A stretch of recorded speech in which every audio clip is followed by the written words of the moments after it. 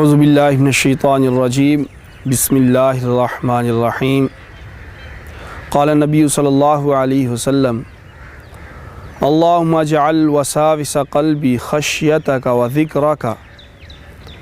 اے اللہ میرے دل کے وساوس کو اپنی خشیت بنا دے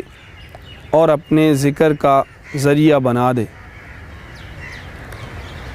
شیطانی وساوس اور مختلف طرح کے اوہام اور وساوس کو خشیت الہی اور ذکر الہی کا ذریعہ بنانے کے لیے نبی کریم صلی اللہ علیہ وسلم نے بہت خوبصورت دعا ارشاد فرمائی، اور آپ صلی اللہ علیہ وسلم نے ارشاد فرمایا الحمدللہ الذی رد امرہ الی الوسوسۃ، کہ اللہ تعالیٰ کی تمام تعریفیں ہیں جس نے شیطان کے معاملے کو وسوسے تک محدود فرمایا۔ اور جب بھی شیطانی وساوس دل پر اور اذہان پہ حملہ آور ہوتے ہیں تو ان سے نکلنا، ان پہ صبر کرنا اور پھر انہی کو تقوی، للہیت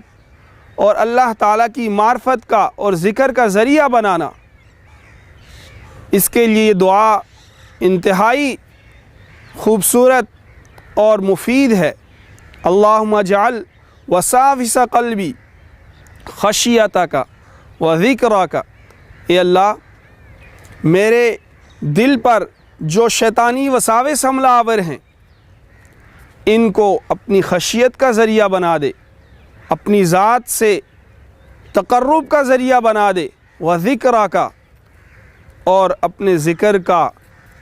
ان کو ذریعہ بنا دے